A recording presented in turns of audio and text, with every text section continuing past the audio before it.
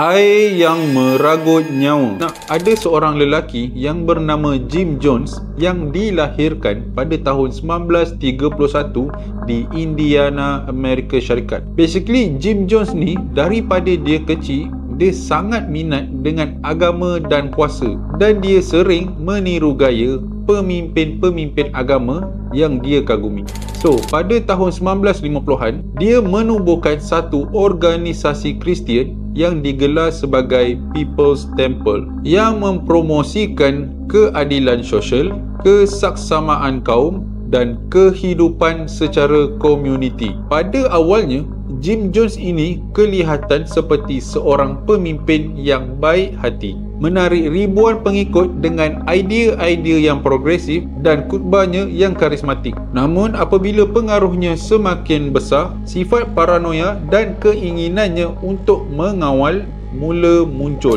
Menjelang pertengahan tahun 1970-an, Jim Jones menghadapi kritikan dan juga siasatan daripada pihak media dan bekas pengikutnya yang menuduhnya sering melakukan penderaan, penipuan dan juga manipulasi. Untuk melarikan diri daripada perhatian, Jim Jones memindahkan semua 900 pengikutnya ke Jonestown. Basically, Jonestown adalah sebuah penempatan terpencil yang telah didirikan oleh dia di sebuah hutan di Guyana.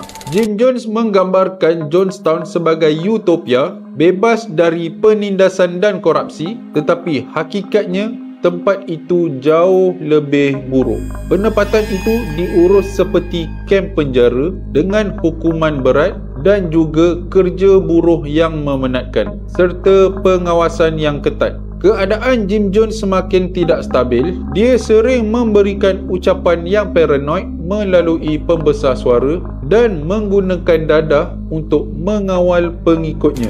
Pada November 1978, ahli Kongres Amerika Syarikat iaitu bernama Leo Ryan melawat Jonestown untuk menyiasat pendakwaan tentang penderaan. Pada awalnya, Jim Jones mengadakan sambutan yang hangat untuk Ryan dan pasukannya. Namun semasa lawatan tu, beberapa pengikut Jim Jones meminta untuk keluar bersama delegasi tersebut, menunjukkan kelemahan dalam kawalan Jim Jones sendiri. Ketika Ryan dan pasukannya bersiap sedia untuk keluar daripada Jonestown, Jim Jones mengarahkan pengawal bersenjatanya untuk menyerang mereka di lapangan terbang yang berdekatan. Ryan bersama 3 wartawan dan juga seorang bekas pengikut Jim Jones terbunuh di dalam serangan itu.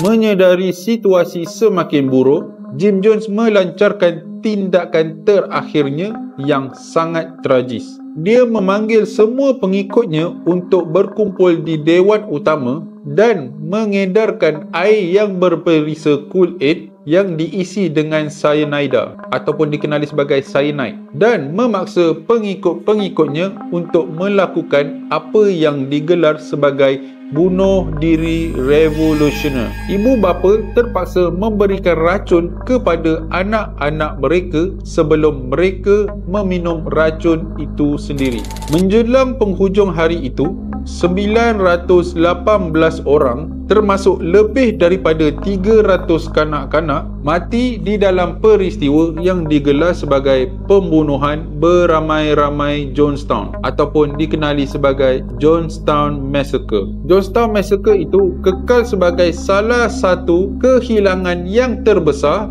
dalam satu kejadian dan bukan bencana alam di dalam sejarah Amerika Syarikat sehingga peristiwa 9/11. Ia menjadi amaran tentang bahaya kesetiaan yang membuta tuli, manipulasi dan kuasa yang tidak terkawal. So guys, kalau korang berminat lagi untuk dengar cerita-cerita jenayah yang sungguh kejam dan juga cerita-cerita paranormal yang menyeramkan, korang jangan lupa komen, like, share dan juga follow saya di page Shimo Sashimi. Okay? Assalamualaikum. Shh.